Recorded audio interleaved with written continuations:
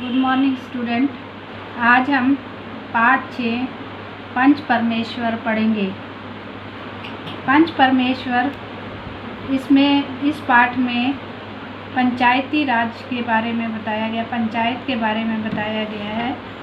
न्याय के लिए भारत में पंचायत की परंपरा सदियों से चली आ रही है।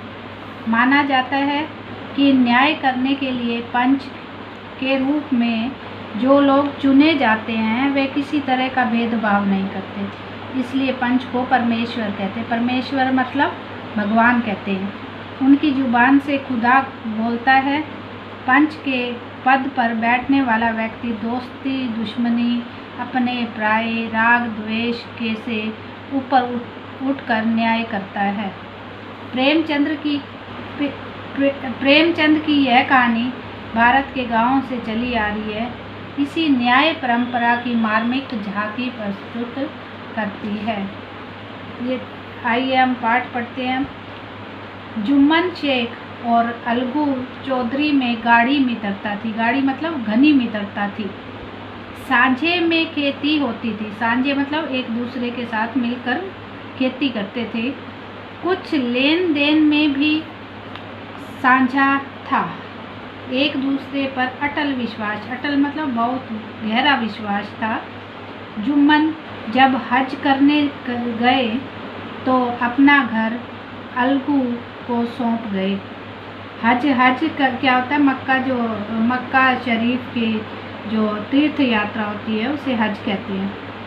सौंप गए और अलगू जब कभी बाहर जाते तो जुम्मन को अपने घर पर छोड़ देते थे। जुम्मन शेख की एक बूढ़ी खाला थी। खाला मतलब मौसी थी और उसके पास थोड़ी सी मिल्कियत मतलब जायदाद थी, परंतु निकट संबंधियों में कोई न था। जुम्मन ने लंबे चौड़े वादे करके एक मिल्कियत जायदाद अपने नाम करा ली। मिल्कियत में जायदाद अपने नाम करा ली और जब तक दान पत्र की रजिस्ट्री न हुई थी तब तक वह खाला जान की खूब आदर सत्कार किया करता था और सत्कार किया गया। उसे खूब स्वादिष्ट पदार्थ खिलाए गए। हलवे पुलाव की वर्षा की गई, पर रजिस्ट्री की मोहर ने इस खातिरदारियों पर मानो मोहर लगा दी। जुम्मन की पत्नी करीमन रोटियों के साथ उसे कड़वी बातों के कुछ तेज तीखे सालन क्या होता है? मसाले वाली कच्ची सब्जियां भी देने लगी। अब क्या था कि जब जुम्मन को उनकी जायदाद मिल गई तो सारे बदल गए। जुम्मन शेख भी निठुर हो गया। निठुर मतलब कठोर हो गया। जो पहले उसकी सेवा कर रहा था अब वो कठोर हो गया। अब बेचारी खाला जान को प्राय नित्य की ऐसी बातें सुननी पड़ती थी। प्राय नित्य मतलब हर रोज। बुढ़िया ना जाने कब तक जिएगी। 2-3 बीघे ऊसर बंजर जमीन। ऊसर क्या होता है? बंजर जमीन क्या दे दिया, मानो मोल ले लिया। बघारी दाल के बिना, बघारी मतलब जिसको तड़का लगाकर हम दाल बनाते हैं, बघारी दाल के बिना रोटियां गले से नहीं उतरती। जितना रुपया इसके पेट में झोंक चुके उतने से तो अब तक गांव मोल ले लेते। अब ये जो बातें थी वो बुढ़िया को सुनाया जाता था। कुछ दिन खाला जान ने सुना और सहा, पर जब न सहा गया तब जुम्मन से शिकायत की। जुम्मन ने गृह स्वामिनी के प्रबंध में दखल ना देना उचित न समझा। दखल मतलब उसको कुछ ना कहना उचित ना समझा। कुछ दिन तक और यूं ही रो होकर काम चलता रहा। अंत में एक दिन खाला ने जुम्मन से कहा, बेटा तुम्हारे साथ मेरा निर्वाह मतलब गुजारा ना होगा। तुम मुझे रुपए दे दिया करो, मैं अपना पक्का खा लूँगी, मैं अपना पका खा लूँगी। जुम्मन ने घृष्टता मतलब के साथ उत्तर दिया, बड़ी बदतमीजी के साथ उत्तर दिया। रुपए क्या यहाँ पलते हैं? खाला ने नम्रता से कहा, नम्रता मतलब प्यार से कहा, मुझे भी कुछ रूखा सूखा चाहिए कि नहीं? जुम्मन ने गंभीर स्वर से जवाब दिया, तो कोई यह थोड़े ही समझा था कि तुम मौत से लड़कर आई हो। खाला बिगड़ गई और उन्होंने पंचायत करने की धमकी दी। जुम्मन हंसा और जिस तरह कोई शिकारी हिरन को जाल की तरफ जाते देखकर मन ही मन हंसता है, वह बोला, हाँ जरूर पंचायत करो, फैसला हो जाए। मुझे भी रात दिन की खटपट पसंद नहीं। पंचायत ने किसकी जीत होगी इस विषय पर जुम्मन को कुछ भी संदेह नहीं था। संदेह मतलब शक नहीं था। वो सोच रहा था कि उसको उसी की ही जीत होगी। आसपास के गांव में ऐसा कौन था जो उनके अनुग्रहों मतलब कृपाओं का ऋणी ना हो। ऋणी मतलब कर्जदार, मतलब उसने कई लोगों पर उसको कृपा कर रखी थी और वो सोचता था कि मेरे तो सारे कृपाधारी हैं और उससे मेरे को कोई फ़र्क नहीं पड़ता। ऐसा कौन था जो उसको शत्रु बनाने का साहस कर सके? किसमें इतना बल था जो उसका सामना कर सके? आसमान से फरिश्ते मतलब देवदूत तो पंचायत करने आएंगे नहीं। वो ये सोच रहा था कि मेरे सारे कृपा धनी हैं, मैंने सबको ऋण दे रखा है, कर्ज दे रखा है, तो मेरे से कोई भी पंगा नहीं ले सकता। इसके बाद कई दिन तक बूढ़ी खाला हाथ में एक लकड़ी लिए आसपास के गांव में दौड़ती रही। कमर झुककर कमान हो गई। एक पग मतलब रास्ता चलना दूभर मतलब मुश्किल हो गया था। मगर बात आ पड़ी थी, उसका निर्णय करना जरूरी था। चारों ओर घूम कर बेचारी अलगू चौधरी के पास आई, लाठी पटक दी और दम लेकर बोली, बेटा तुम भी पल भर के लिए मेरी पंचायत में चले आना। अलगू, मुझे बुलाकर क्या करोगी? गांव में कई और आदमी तो आएंगे ही। खाला, अपनी विपद मतलब मुसीबत तो सबके आगे रोग आई, अब न आने का अधिकार उनको है। अलगू, यूँ आने को आ जाऊंगा मगर पंचायत में मुंह न खोलूंगा। खाला, क्यों बेटा?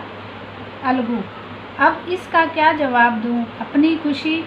जुम्मन मेरा पुराना मित्र है, उससे बिगाड़ नहीं कर सकता।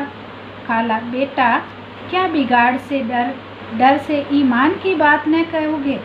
अलगू इस सवाल का कोई उत्तर न दे सके, पर उसके हृदय में ये शब्द गूंज रहे थे। संध्या समय एक पेड़ के नीचे पंचायत बैठी। शेख जुम्मन ने पहले ही फर्श बिछा रखा था। उन्होंने वहाँ पर पान, इलायची, हुक्के, तंबाकू आदि का प्रबंध मतलब इंतज़ाम किया था। हाँ, वे स्वयं अलगू चौधरी के साथ जरा दूर बैठे हुए थे।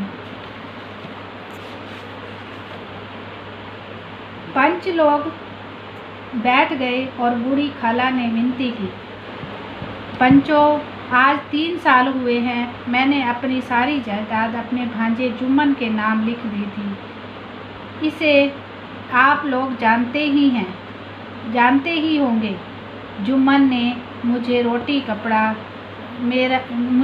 कपड़ा देना कबूल किया। साल भर तो मैंने इसके साथ रो धो कर काटा, पर अब दिन रात का रोना नहीं सहा जाता। मुझे न पेट की रोटी मिलती है न तन का कपड़ा। बेबस मतलब लाचार। बेवा मतलब विधवा हूँ। बेवा हूँ, लाचार विधवा हूँ, कचहरी दरबार नहीं कर सकती। तुम्हारे सिवा और किसे अपना दुख सुनाऊं। तुम लोग जो राह निकाल दो वही राह पर चलूं। राह मतलब रास्ता। अगर मुझ में कोई ऐब मतलब बुराई देखो तो मेरे मुंह पर थप्पड़ मारो। जुम्मन में बुराई देखो तो उसे समझाओ कि क्यों एक बेबस की आह लेता है। मैं पंचों का हुक्म सिर माथे चढ़ाऊंगी। तो ये शब्द जो है उसकी खाला ने, मासी ने पंचायत में कहे। रामधन मिश्र, जिनके कई आसामियों का जुम्मन में अपने गांव में बसा लिया था। कई आसामियाँ मतलब रामधन जो मिश्र उस पंचायत के एक मेंबर थे और उस पर भी जुम्मन ने कई एहसान कर रखे थे। बोले, जुम्मन मियाँ किससे पंच बदते हो, अभी से इसका निपटारा कर लो, फिर जो कुछ पंच कहेंगे वही मानना पड़ेगा। जुम्मन को इस सदस्यों के में विशेषकर वही लोग दिख पड़े जिनमें किसी न किसी कारण उसका वैनमत्स्य था। वैनमत्स्य मतलब शत्रुता थी। जुम्मन बोले, पंचों का हुक्म अल्लाह का हुक्म है। खाला जान जिसे चाहे उसे बदे मतलब उसे पंच बना ले। मुझे कोई उज़र नहीं। उज़र मतलब आपत्ति नहीं। उज़र मतलब आपत्ति नहीं। वो कहता है कि खाला जान जिसे चाहती है उसे पंच बना ले और मुझे इससे कोई आपत्ति नहीं है। खाला ने चिल्लाकर कहा, अरे अल्लाह के बंदे, पंचों का नाम क्यों नहीं बता देता? कुछ मुझे भी तो मालूम हो। जुम्मन ने क्रोध से कहा, अब इस वक्त मेरा मुंह ना खुलवाओ। तुम्हारी बन पड़ी है, जिसे चाहो पंच बदो मतलब बनाओ। खाला जान जुम्मन के आक्षेप मतलब लांछन को समझ गई। वह बोली, बेटा खुदा से डरो। पंच न किसी के दोस्त होते हैं न किसी के दुश्मन। कैसी बात कहते हो? और किसी पर तुम्हारा विश्वास न हो तो जाने दो। अलगू चौधरी को तो मानते हो? लो, मैं उसी को सरपंच बदती हूँ।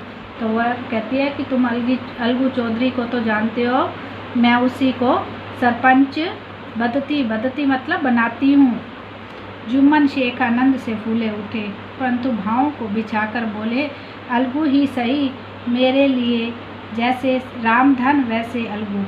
तो क्योंकि वह खुश हो गया जब जुम्मन शेख उसे आनंद से फूल गया मतलब खुशी से खुश हो उठा, क्योंकि अलगू जो था उसका दोस्त था। लेकिन कुछ अलग ही होता है। देखिए क्या होता है। अलगू इस झमेले में फंसना नहीं चाहते थे। वे कन्नी काटने लगे मतलब आनाकानी करने लगे और बोले, खाला तुम तो जानती हो कि मेरी जुम्मन से गाढ़ी दोस्ती है। मतलब गाढ़ी मतलब गहरी दोस्ती है। खाला ने गंभीर स्वर से कहा, बेटा दोस्ती के लिए कोई अपना ईमान मतलब धर्म नहीं बेचता। पंच के दिल में खुदा बसता है। खुदा मतलब भगवान बसता है। पंचों के मुंह से जो बात निकलती है वह खुदा की तरफ से निकलती है। अलगू चौधरी सरपंच हुए। रामधन मिश्र और जुम्मन में एक दूसरे विरोधियों ने बुढ़िया को मन में बहुत कोसा। जुम्मन को पूरा विश्वास था कि अब बाजी मेरी है। अतः शांति मतलब शांत होकर बोले, पंचों 3 साल हुए खाला जान ने अपनी जायदाद मेरे नाम कर दी थी। मैंने उन्हें एवज मतलब इसके बदले में खाना कपड़ा देना कबूल किया था। खुदा गवाह है, आज तक मैंने खाला जान को कोई तकलीफ़ नहीं दी। मैं उन्हें अपनी माँ के समान समझता हूँ। इसकी खिदमत करना मेरा फ़र्ज़ है। खिदमत मतलब देख रेख करना मेरा फ़र्ज़ है। मगर औरतों में ज़रा अनमन मतलब मन मुटाव रहती है। इसमें मेरा क्या बस है। खाला जान मुझसे माहवार मतलब महीने का खर्च अलग मांगती है। जायदाद जितनी है वह पंचों में छिपी नहीं। उसे इतना मुनाफा नहीं होता कि माहवार खर्च दे सकूं। माहवार मतलब महीने का खर्च दे सकूं। इसके अलावा समझौते में माहवार खर्च का कोई जिक्र नहीं। मैं भूल कर भी इस झमेले में न पड़ता। बस मुझे यही कहना है, आइंदा पंचों को अधिकार है जो फैसला चाहे करें। अलगू चौधरी को हमेशा कचहरी से काम पड़ता था, अतः वह पूरी कानूनी आदमी था। उसने जुम्मन से जिरह मतलब बहस शुरू की। जिरह मतलब बहस शुरू की। एक प्रश्न जुम्मन के हृदय पर हथौड़े की चोट की तरह पड़ता था। रामदान मिश्र इन प्रश्नों पर मुग्ध मतलब चुप हुए जाते थे। जुम्मन चकित मतलब हैरान थे। जुम्मन को लगा कि ये अलगू जो उसका दोस्त था वो किस तरह से मेरे से प्रश्न कर रहा है, जो उसको उम्मीद नहीं थी, इसलिए वह हैरान हो रहा था। हैरान थे कि अलगू को वो किया गया है। अभी वह अलगू मेरे साथ बैठा हुआ कैसी बातें कर रहा है। इतनी देर में ऐसी काया पलट हो गई कि मेरी जड़ खोदने का तुला हुआ है। मैं मालूम कब की कसर यह निकाल रहा है। क्या इतने दिनों की दोस्ती कुछ भी काम न आएगी? जुम्मन शेख तो इसी संकल्प विकल्प में पड़े हुए थे कि इतने से अलगू ने फैसला सुनाया। जुम्मन शेख पंचों ने इस मामले पर विचार किया। उन्हें इस नीति संगत इसके अनुरूप मालूम होता है कि खाला जान को माहवार खर्च दिया जाए। हमारा विचार है कि खाला की जायदाद में इतना मुनाफा अवश्य होता है कि माहवार खर्च दिया जा सके। बस यही हमारा फैसला है। इस फैसले से अलगू और जुम्मन की दोस्ती की जड़ हिला दी और अब वे साथ बातें करते नहीं दिखाई देते। इतना पुराना मित्रता रूपी वृक्ष सत्य के एक झोंका भी न सह सका। सचमुच वह बालू की जमीन पर खड़ा था। जुम्मन ने चित्त में मित्र की कुटिलता मतलब दुष्टता आठों पहर खटका करती थी। अब जुम्मन को उसकी दुष्टता आठों पहर मतलब हमेशा दिन रात उसके दिमाग में रहता था कि उसने मेरे साथ दुष्टता की है। उसे हर घड़ी यही चिंता रहती थी कि वह उससे किस प्रकार बदला लेने का अवसर मिले। दैव योग में जुम्मन की पंचायत 1 महीने बाद अलगू की बैलों की जोड़ी का एक बैल मर गया। जुम्मन के दोस्तों ने कहा, यह दगाबाजी की सजा है। आज बस इतना ही। आप सब बच्चों से निवेदन है कि ये पाठ 6 पंच परमेश्वर पेज नंबर 46 to 49 को ध्यान से पढ़ें, 2 बार ध्यान से पढ़ें। धन्यवाद।